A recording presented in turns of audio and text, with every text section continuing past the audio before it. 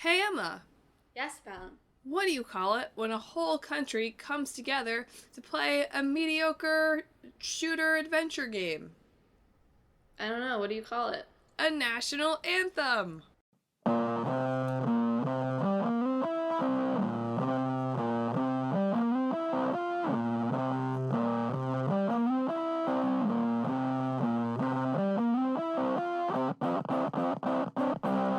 Hello and welcome to Talk This.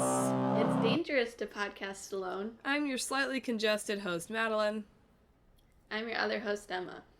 Clear sinus It's dangerous to podcast with congestion. Emma. Welcome to this early October episode of Talk This, where one of us is sick and one of us has allergies. Yes. My allergies have been really bad this last week. It's Boston. I know. I don't know if it's just like the new environment or if the fact that I'm living on the ground level means there's more allergens here but mostly I'm sneezing at work. So maybe I'm just allergic to Slides. a regular job. Emma's allergic to making money. It's a big problem. Well, thanks for tuning in, listeners, as you hang with us in our nasal glory. Mm-hmm. And as we talk about two games that in some ways are quite different, as usual. So we're going to be talking this week about Panzer Dragoon and, as you may have picked up from my hilarious opening joke, Anthem. Yay! I think that's the most warm reception Anthem has ever received. I think so too. You just gotta give it a win, you know? Give it this one win. Yes, somebody said yay about it on one podcast once. They can put that on the box art. You know what? Wouldn't be a bad idea. Probably the best review out there. But first, we have to start with some not German dragon action. Yep. Which brings us to Panzer Dragoon. So Panzer Dragoon is a 1995 game for the Sega Saturn, which you'd be forgiven for forgetting that the Sega Saturn was a thing. But it is.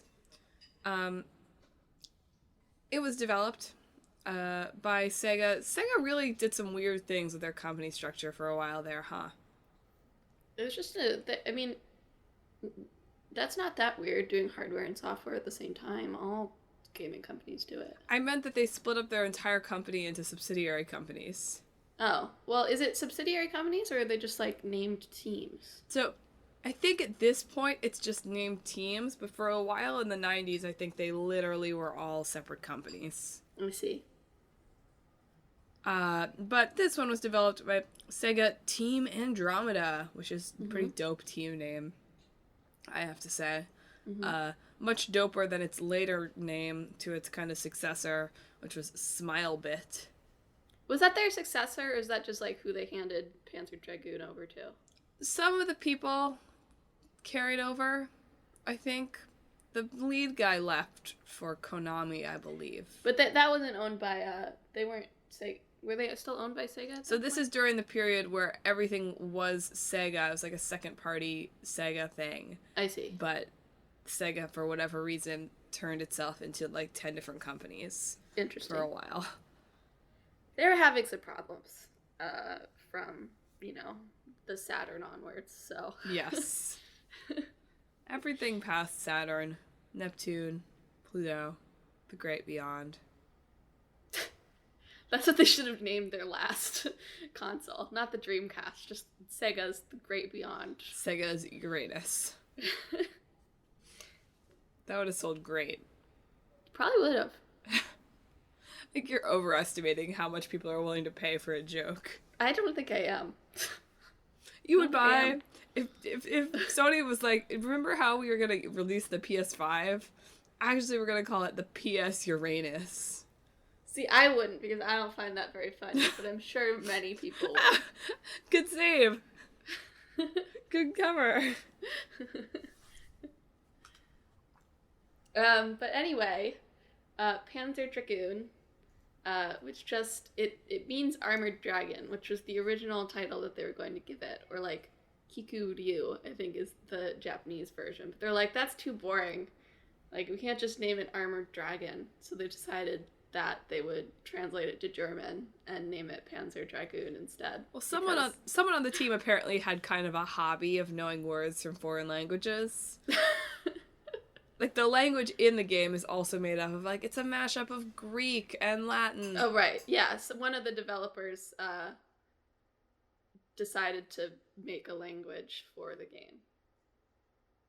Because why not? Yeah. But it was originally supposed to be a launch title for the Sega Saturn, but ended up being a Western launch title for it instead about a year later. Because apparently developing games on the Saturn was awful. Well, this one was particularly awful because they were supposed to have the game ready to go, like, end of 1994, I think. Mm-hmm. But they didn't actually get a finalized Saturn to test things on until, like, 3 or 4 months before the game was supposed to be ready. So the whole time, the developers were kind of guessing at what the hardware capabilities were going to be, which, obviously, they learned that some things were going to be different. Yeah. This era of video game history is not something that I feel like I know that much about, but it's very interesting. Yeah. I read a book back in high school that was kind of like a relatively dramatized version of the start of Sega and Nintendo, like when Sega came around and became like a major competitor for Nintendo. But it sort of ended right as the PlayStation was being released, the book. So it didn't really go into, like, Sega's downfall at all. So that's part of history that I'm also slightly less familiar with. Well, here's the very Cliff Notes version for you readers that I learned as I was researching Panzer Dragoon. We will talk about the game at some point, probably. But a lot of the history around it is super interesting, and we don't talk about games from the Sega Saturn era very often because the Saturn is pretty lost to history, a lot of it. Yeah. So it's a good opportunity to talk about some mid-90s game history. So basically, so the Genesis had done pretty well. Yeah. At least in the US. I was reading an article where they were saying, actually it didn't sell that well in Japan, so everyone thought we were doing really great, but we weren't doing as great as everyone thought we were. Which I thought was interesting. I mean, that does make sense in some ways. Like, even then, Nintendo was such, like, an established thing that, like, well, maybe you could make inroads against them in the West. It would be very hard, especially at that point, to make inroads against them on their home territory. Right. So they were making the Saturn roughly at the same time as they were aware that Sony was going to enter the market with the PlayStation. Right. And I don't know if this is why they, like, shadow dropped the Saturn. Really? In the West. It's just freaking nuts. Yeah, they released it 4 months before it was scheduled to be released. That's funny. Why would you do that? It sounds to me like they were trying to get the jump on the PlayStation. I see. Or at least catch up to when the PlayStation was going to be released. Yeah. Which makes sense, even if it's wild to be like... Remember that console? That full console we were going to drop in 4 months? Here it is. Yeah. I feel like there's a lot of drawbacks to that, too, with the console. Because anybody who's like, oh, I'll get the Saturn when it comes out, so I'll save up some money, is suddenly like, oh, well, I can't buy it now. You know? I guess. Or they're like, well, I guess I just won't eat for a few days. Either way. Anyway, basically, so the guy, I read all this stuff about the guys who were, like, working on the Saturn, and they were like, okay. So we went and saw, like, we snuck in as third-party developers to, like, a Sony event to see how it was working. And we left and, like, had nightmares. Because, and this is so weird to think about now, the PlayStation was really, really good at 3D graphics. Right. But apparently, and this feels wild to me, couldn't really handle 2D graphics at all. You're frozen. I'm still here. It what? Can you see me now? No, I can't see you. But there you are. See me now? Okay. Keep going. So I said it couldn't really handle 2D graphics at all. Which is 3D really graphics. weird to think about now that, like, you could have a system that's great at 3D graphics and can't handle 2D graphics, really. Like, that doesn't... I don't really even understand how that's possible. I guess it's just like different. It must be kind of different systems to do that, right? I guess. Yeah, I mean, I'm not going to pretend that I understand how game design or development or hardware works in any way. Well, I don't really understand it either, because even 3D games have 2D elements in them. Like, text boxes aren't 3D. I don't know. Basically, though, what I was reading is that the Sega Saturn was very good at 2D and could really only fake 3D. Yeah. Yeah. And getting back to Panzer Dragoon, that's what makes it so kind of interesting, because all of those are 3D games on the Saturn, which is a system that is really not supposed to be able to handle 3D games.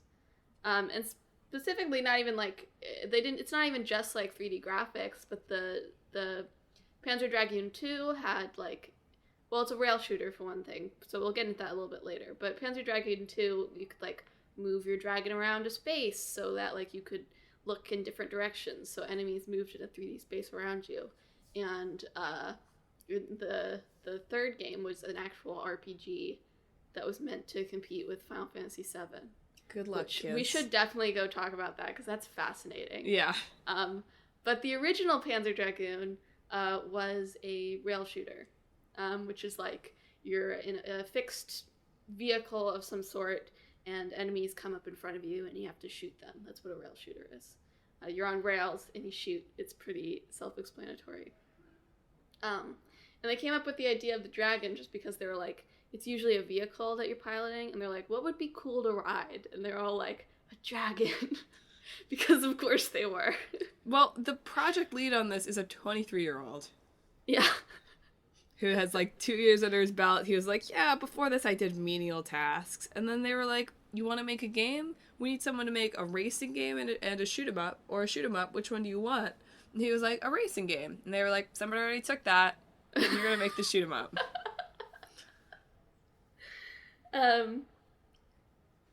Anyway, it's like sort of like a sci-fi-y dragon. Like, originally apparently started very more like medieval fantasy, typical dragon looking, but it ended up as something with like this weird sort of armored head and very skinny body. Sort of wyvern-like, but like skinnier, I guess. If I had to describe it in words, you can look up specifically what it looks like. Wyvern, but skinnier. And then there's also your character sort of rides the dragon, and you fight enemies through the world.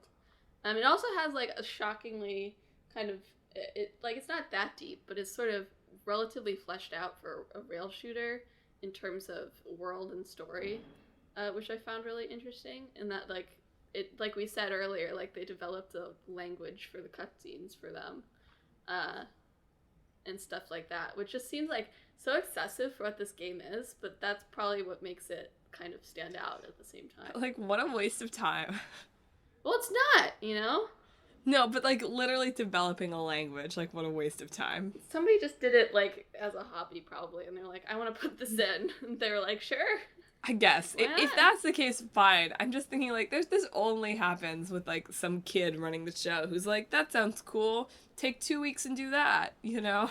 Well, one of the videos I watched on this pointed out that like stuff from like Team Ico seems to take a lot of inspiration from Panzer Dragoon, in that it's the same sort of atmosphere, and they also have like little made-up languages that the characters speak instead of like Japanese or English or whatever. Bonsoir. Yeah, exactly. So you know that in that way, like in doing that, it makes it managed to influence some even more cult classics, you know, or some even less cult classics, I guess, because they're less even cult, more classic, even more classic, less cult. Yes, games. Cult classics as opposed to cult classics. Exactly. We should have defined the difference between those two levels of emphasis last week, but alas. Mm-hmm.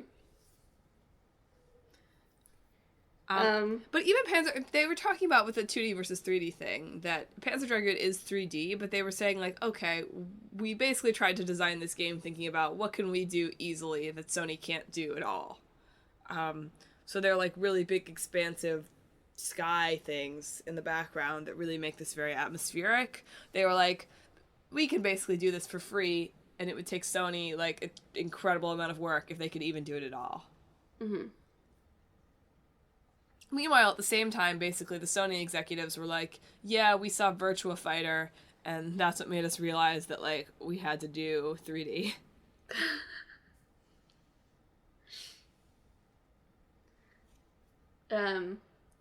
Yeah, so, it released a little later than planned, but came out with the Western launch of the Saturn as one of the titles. And even then, the Saturn really did not have a lot of games on it, when it first came out. And so, of course, Sega, like, the first one was pretty successful as far as, you know, rail shooters went. Yeah. And stuff like that. So immediately Sega was like, okay, make us another one. Yeah. And so they made Panzer Dragoon 2 in another year. And in that one, they added the first one was very much like, you're on a rail, you shoot, you have the same abilities at the beginning than you do at the end. Right, is sort of like a journey-like experience, except with a rail shooter. Yeah. Is the impression I got from watching videos of it. But in the second one, they added stuff like you could rotate your camera around because the enemies would come at you from different sides, sort of like a gummy ship level in Kingdom Hearts 2. Ew. That was not a good sell. But I just mean that in, like, the way that, like, the enemies come from different sides and you can shoot from different sides. And there's also branching paths in the rails this time, so that you can take different paths and find different enemies within a level instead of doing the same thing each time. And there's, like, a special attack now in addition to your shooters and homing missiles. And I think you can, like, change up your dragon's, like, style. So it could be, like, faster or heavier. We love styling our dragons. So they added a bit more variety to the gameplay in order to, you know, expand from the first one. And in the first one, you do have the option to shoot with 2 different guns. Yes. Got the homing laser and the fast shooting pistol. Yes. It's just that, like, you have both of those in the beginning, and those are the only 2 types of attacks you have at the end, too. Whatever. There's not much in way of progression except for going through this sort of atmospheric story that the game has. Well, the game seems to be about an hour long in total, right? Yeah.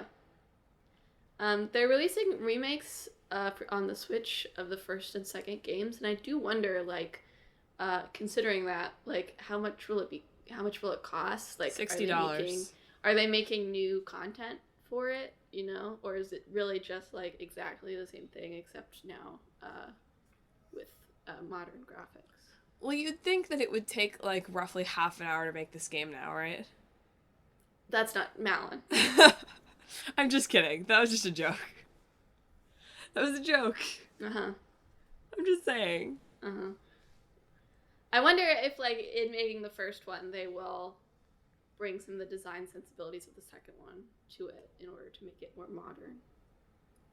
From what I was reading of people who've played little bits of the first one at, like, cons, they were saying that the graphics, I mean, it looks beautiful, but that it doesn't look that different. Yeah. So. We'll see. Yeah. No, they won't charge $60. It'll be $40. $40. Oh, that's better. Yeah, it'll be interesting. But what I didn't know about, and I know we're supposed to be talking about the first one, but I really found this fascinating. Right? Isn't this wild? At the same time they were developing the second one, another team was working on making a Panzer Dragoon RPG. Panzer Dragoon Saga. At first thought, like, you're like, that doesn't make very much sense. Why would you have these developers work on that. And it doesn't make very much sense even after thinking about it. But there is something there in that they made sort of this very interesting but not very fleshed out world in the first one that worked pretty well as a building block for actually making sort of like an RPG world. So I do see the logic there. The missing logic is where like none of these people had ever worked on an RPG and we're working on a console that was very much not made for RPGs.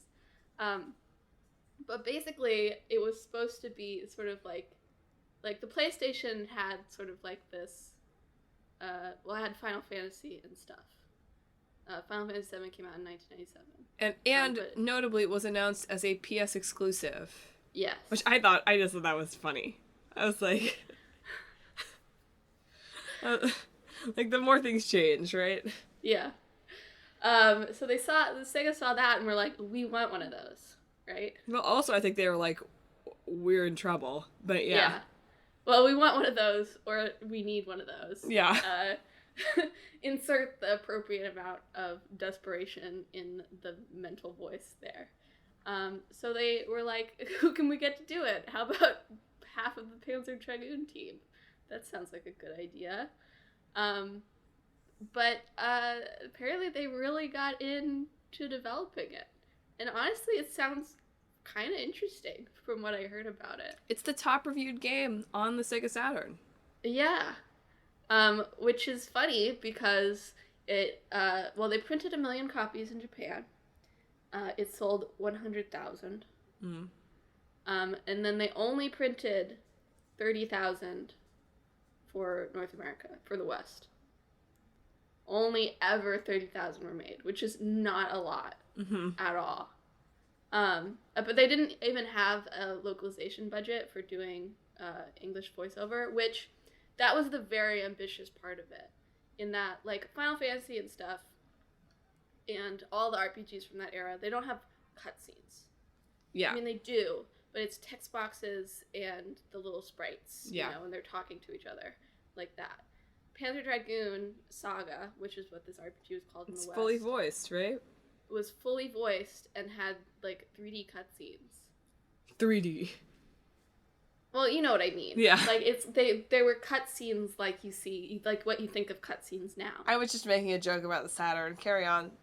And then they made, like, a world that you could, like, move around in and explore, and all the NPCs had names and character arcs that would take place over the course of the story. And most importantly, you can pet the dragon. Thank goodness. And I looked at some of the concept art. The concept art is gorgeous looking. Which I guess I shouldn't have been surprised by looking at the first game, because that's also pretty amazing looking. But, like, just the character designs are very, like... Apparently the main character was very specifically made to avoid the spiky-haired protagonist trope. So he has, like, you know, just normal human boy hair. Imagine. That listens to gravity. And then they made, like, a whole new system of turn-based combat that also integrated, like, the rail shooter elements of the previous game. Like, you know what this sounds like? From scratch. You know what this sounds like? Us mashing two games together. I know, it kind of does. But it's just, like, this team of people who have absolutely no idea what they're doing. Like, I mean, not absolutely no idea, but kind of. Like, inventing things for this game, which is kind of cool. But it was very much... It came out, basically... Sega was really pushing the Dreamcast to try to leapfrog over the PlayStation. So by the time Saga came out, the Saturn was pretty much done, right? Like, yeah, it was one of the last games. Retail space was taken over by the PlayStation and from vendors making room for the Dreamcast. So there wasn't very much push for it, even though it got, like, stellar critical reviews. Well, now there's the push for it in that all the comments on the Panzer Dragoon remake articles and videos are like, everyone buy 5 copies, so maybe they'll remake Saga too.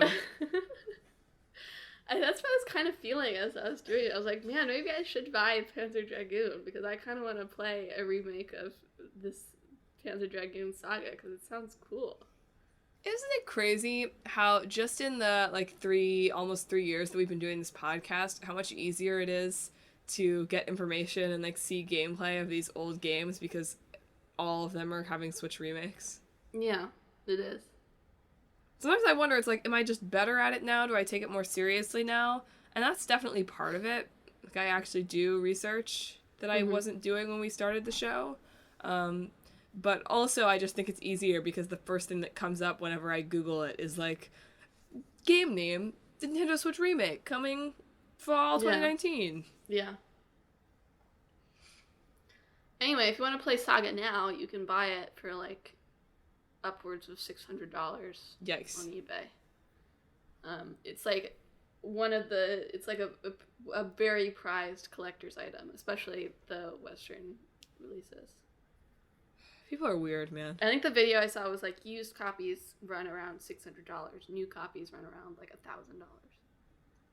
Well, you've got a games budget now, right? You're right. I could take that $1,000 down to $500.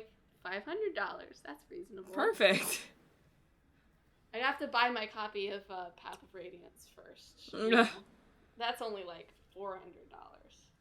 You have a whole 100 to subsidize it with. Yeah. No big deal. You're almost 23. Then you'll be called upon to make your own Panzer Dragoon. You're right. Sega, where is my call? Don't you just call random 23-year-olds across the globe to come develop video games for you? It's your turn. Here's Sonic. Do what you want. Oh boy. Oh no. I don't want responsibility for Sonic. Well, speaking of games that feel like they could have been developed by someone with no experience in game design. Oh boy. Anthem. So that's another thing that's almost more fascinating in its history than it actually is as a game. Right? I was reading on Wikipedia the summary of what happens in this game, and I just couldn't read it. Yeah. I was like, who is this? What is this? There's so much lore. Yeah. It's very it does seem to be very lore focused as opposed to story focused. It's one of those kinds of games. But yeah, even more than Panzer Dragoon, which always put out a very good product regardless of how it was received commercially or whatever. Anthem came out pretty much a huge mess. It was a big thing when it released. In February of this year. Can you believe that? I remember Anthem coming out. That was several years ago. It was a decade ago. This is actually our old game.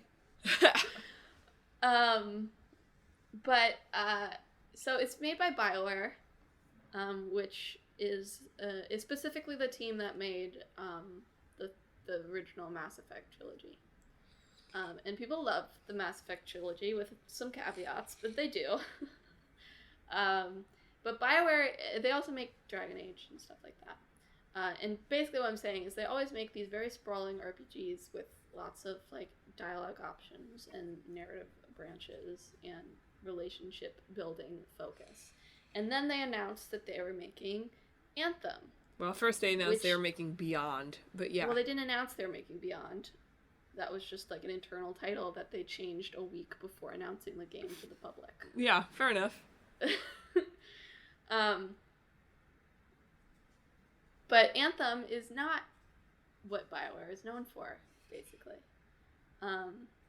It's an online experience that has I don't really know what the genre is, but it's where you have a base and then you go out into the world sort of on missions and you gather sort of loot in order to improve your gear. I saw it described as a loot shooter. Is that not right? I guess it sort of is a loot shooter, but it's not a loot shooter in quite the same way as Borderlands. It's like a Monster Hunter style, but not Monster Hunter at all. Yeah, I think that's relatively right.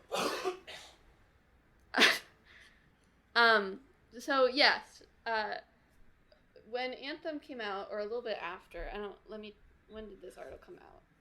Kotaku published an article a couple of months after Anthem came out, sort of chronicling the very messy development process that this went through.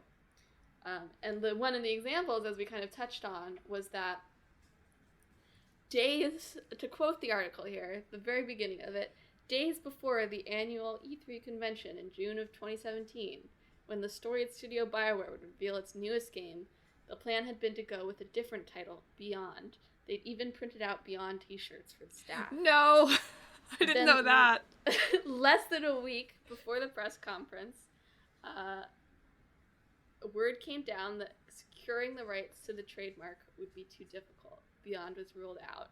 The leadership team quickly switched to one of their backup options, Anthem. But, like, Beyond was like a mission statement, right? That's what they wanted you to do. They wanted you to go beyond. But what does Anthem mean? Doesn't mean anything. Well, it refers to the anthem of creation in the game, which is responsible for most of the crazy stuff.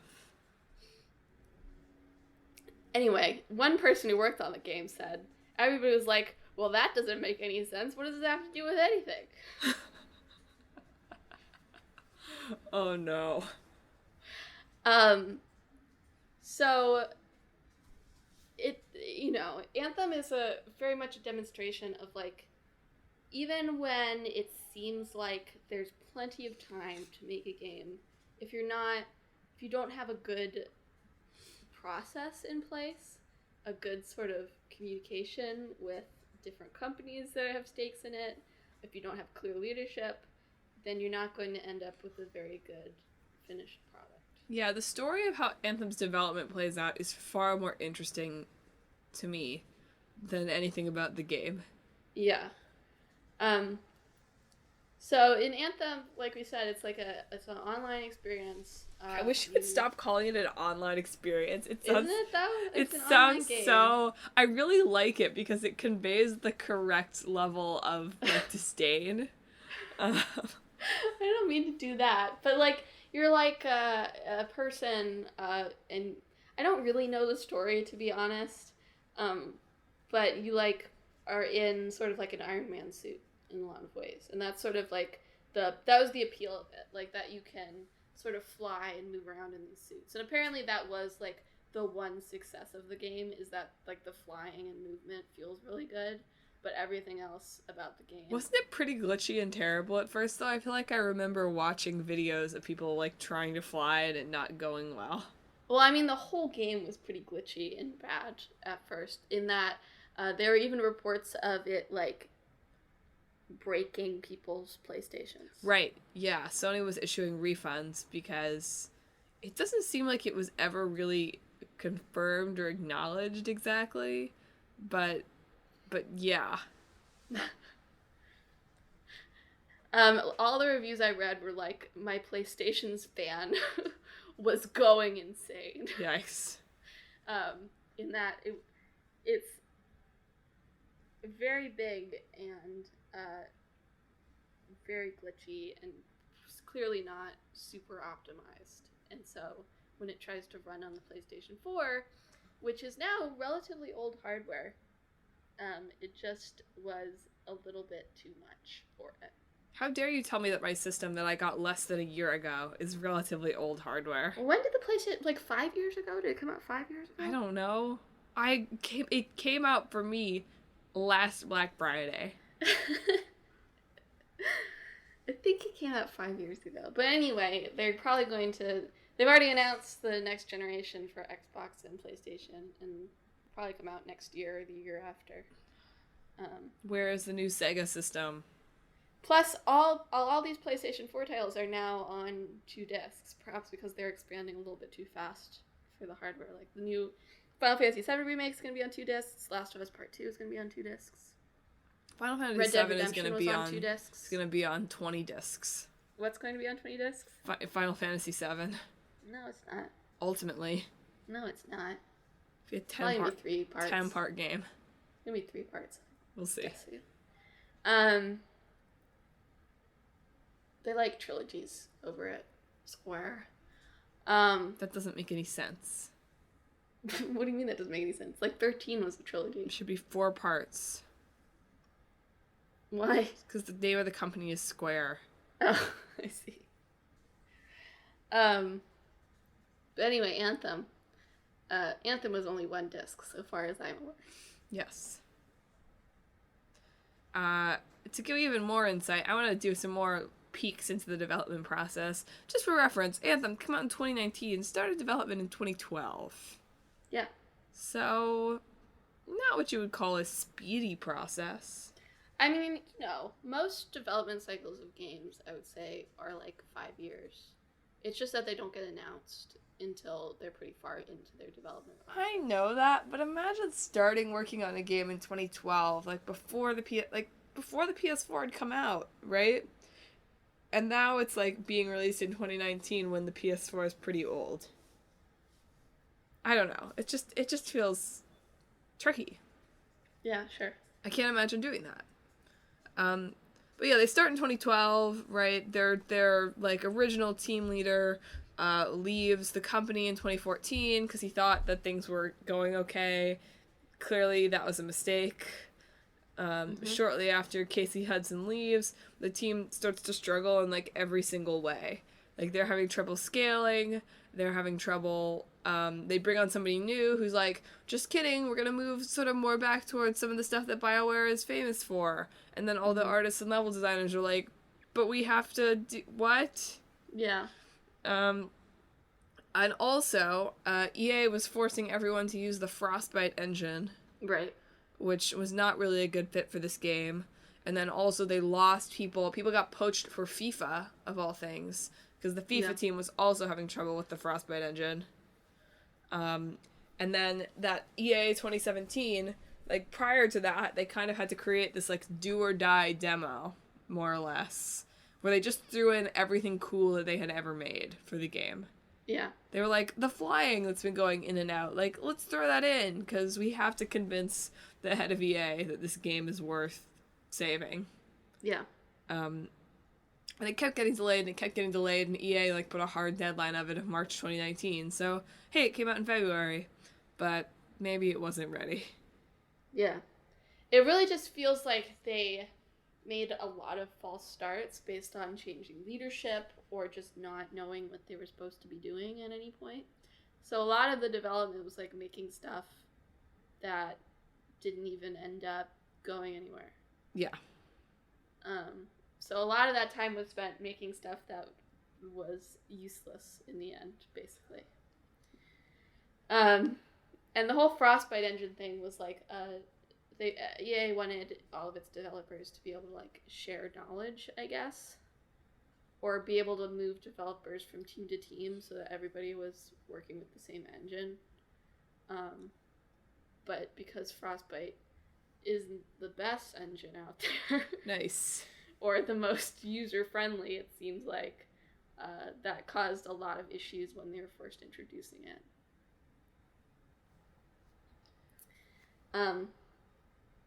BioWare also has like a lot of different, has a couple of different studios.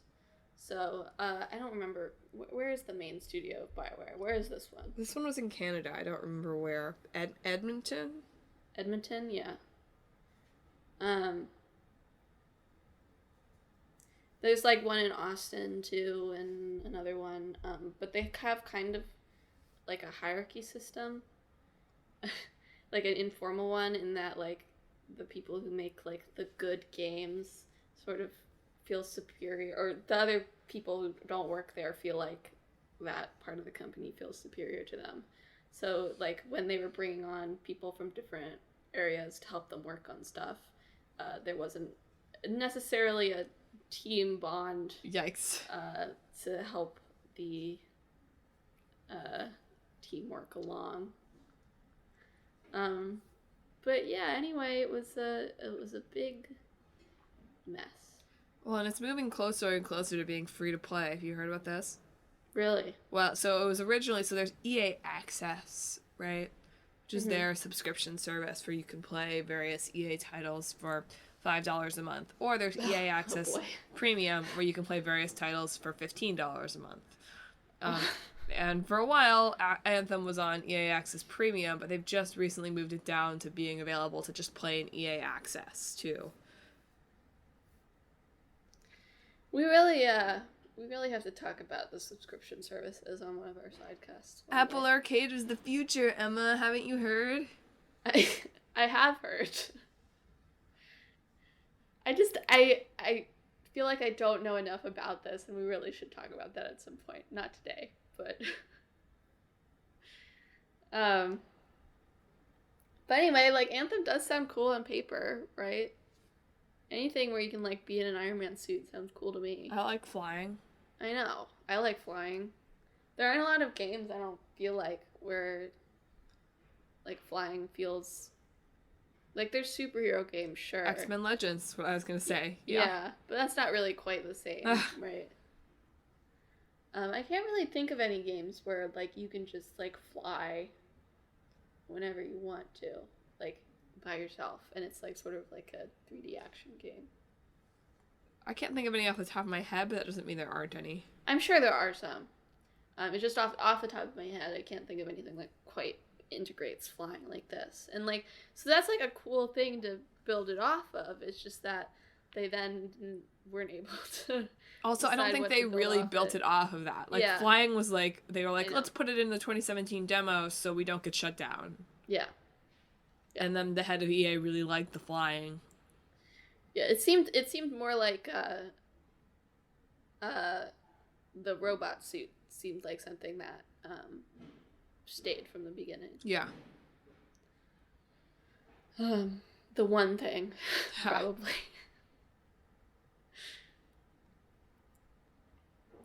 But yeah, we definitely did not play Anthem before this. I was not willing to plunk down $60 for this game that might ruin. Is it still $60?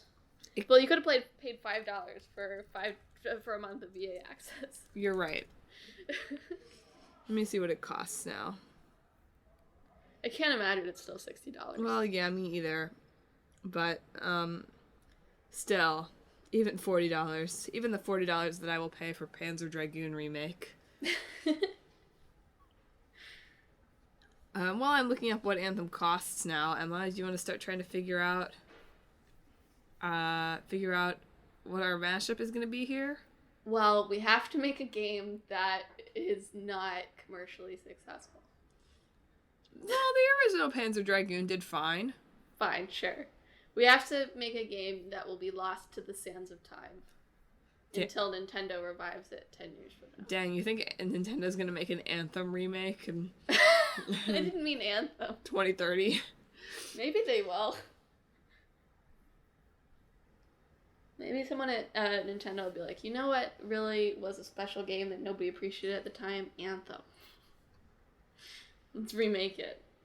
No. As if Nintendo... On the Microsoft Store, it still says... I mean, I could have had a free trial, but it still says $59.99 and up. Wow. I'm kind of really shocked by that. I always feel like PlayStation and Xbox titles go down relatively fast. Yeah. Maybe it'll go down like in a year, like when it's a year. I can buy it on Amazon. When they're not successful I can buy it on Amazon on the PC for $12. So you know. Ah, well there you go. But I always feel like if a game, especially if a game's not successful, it seems to like the price will drop relatively quickly. In a way that like Nintendo doesn't really. Well, one is that, can you think of a game on the Switch that has seemed to flop? I can't. Like a first-party game. I'm sure there has been a flop on the Switch. But, yeah. That's just like an anecdotal comment, though. Like something I feel like I've noticed, but I have no actual proof for. But anyway, we have to make something that will be forgotten by history. Except for diehard fans. This is very hard because, once again, Panzer Dragoon doesn't have a lot to mash with. Well, it's got the rail shooter stuff. It's got dragons. It's got. I feel like the dragons and the flying can kind of play nice together. There's the world, sort of, too. In that, like, the atmosphere of the world. Okay. Um, there's the human-animal bond. There's a funny language. Uh, So it's more like you merge with your dragon, right? The dragon is kind of going to take on the role of the exosuit here. okay, so you're a Manakete from Fire Emblem. Got it. No, more like you're the, like, avatars from Avatar. What? You know how they, like, plug into their avatar thing? Like, they have their little their little tail thing. I can't believe I'm talking about Oh, the Avatar movie. this. Yeah, not from The Last Airbender. I was like, what? He plugs into his avatar? I don't think so. Not what I meant. I was like, Appa's not a No, dragon. like, you and your dragon kind of sync into one. Okay. So it's like Pacific Rim with a dragon. Haven't seen Pacific Rim.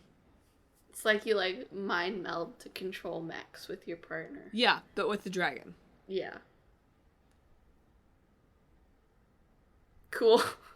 That's my whole I concept. love to mind meld with the dragon. All right, well, we can take the next 7 years or so to figure this out. Yeah, yeah. And, you know, we make a lot of false starts and back up. And what's our original title? And then what's the title we replace that title with? For the mind melding dragon game. Okay, wait. I need, how do you say dragon in different languages? Let's see if I can find a good one. Azdaya is pretty good. That's Croatian Serbian. Okay, so our original title was Azdaya, and our new title is Dragon Man. This is really weird. This is double Dutch, which I don't know what this is. Drittigag Drittigen. What? That's a great title. I'm so confused. Dragon's Inn. Look at this cute little old website. Dreg. That's not good. People can make fun of our game really easily. Tagnikzer. This is an Elven. Elven. Yeah. Yes, just dig deep. Dig deep for this title. In Hawaiian, it's Kelikona. That's cute. I don't really feel like we can do that, though. We are not Hawaiian. I'd be a little bad. I guess so. Draic in Irish. Dragonessa in Italian, I think. Dragonessa just sounds like a dragon in a dress. Well, that wouldn't be so bad. So it's a dress up your dragon game while also mind melding with them. Is that what you're saying? No, it's not what I'm saying. What is the gameplay of this? Like, do you then, like, become, like, a dragon man, or do you become the dragon itself? I think it's... I don't know. I don't think you become a dragon. I think you're just sort of, like, embedded in your dragon a little... Like, you've got, like, a super saddle. So you're like a centaur, except a dragon. A little bit. I don't know, I was sort of thinking of you as being kind of embedded, like... So it was, like, kind of a dragon suit. Maybe it's a dragon mech. So you and your dragon mind meld into your dragon mech to control it. Yeah. Just like that tweet. Just like that tweet that I was seeing about how when your Joy-Con drifts, like, you need to communicate with it. Yeah. It's just it thinks it knows what's best for you. Yeah. So it's like that. Okay. I don't think there are any issues here. Okay, but what's the gameplay? Who cares? We've got a man and a dragon coming together to make a dragon mech. I don't think it even needs gameplay. It's a rail loot shooter. So, like, you shoot things on rails, but they also, like, drop loot that you can use to upgrade yourself. Yeah. Okay. How do you upgrade your dragon mech? You can give it things that let it breathe fire. You can give it things that let it spew poison, better It didn't claws. breathe fire from the start. What the use is the dragon mech? Okay, better fire, better claws, better wings. You can upgrade it so you can reach different rails. You can make it so it can go underwater. You could even upgrade it eventually so it can go off the rails. Wow. Thus breaking it open into the online experience that we've all been waiting for. I'm just sorry I used online experience so much. No, I love it. I'm going to use it forever. So, like, do you sort of, like, explore a world to find, like, missions that are on rails, or are you, like, jumped into missions? Oh, no, I like that. I like that you explore to find missions on rails. I think that's a good idea. Okay. This seems like an okay game. Sure. Wow, that was really rude. I thought it seemed okay. I'm feeling doubts about the dragon mech. You're just... I don't know if people could take us seriously. Fine. I just think you're like this freaky kind of skinny dragon. Cool. So you just are the dragon? No, it's like a dragon mech. So you're, like, projecting your mind into a dragon mech? Yes. Okay. But maybe we eventually discover a real dragon out there who becomes your friend. Oh, I see. So they, like, design these mechs after the old legends of dragons. Yes, but we find them for real. Yeah. And then it, like, thinks you're, like, a baby dragon. Because you're, like, a small dragon mech. Exactly. And you bond. And there's the relationship building that we love from our BioWare games. Yes, exactly. I think we've cracked this. You know, it's not that bad. And 4 years from now, I'm sure whatever it's turned into will also be fine. Watch for it on EA Access. Coming in 7 years. Future of gaming. Emma's already bored by the idea. I'm already tired by the thought of that. 7 years. Yes, 7 years of mental breakdowns if we're going off Anthem's development. Woo! Yeah. Well, on that note, folks, thanks for listening to another episode of Talk This. It's dangerous to podcast alone. Didn't I sound so sick when I said that? It was just like, And I yawned, so we're really giving a good impression. Strong send-off. Folks, if you enjoyed this episode, you'll love the episodes where we're healthy and well. You can check us out on Apple Podcasts, Google Podcasts, Stitcher, TuneIn, Spotify, Overcast, Pandora Podcasts on the app, and more, where you can subscribe, rate, and review.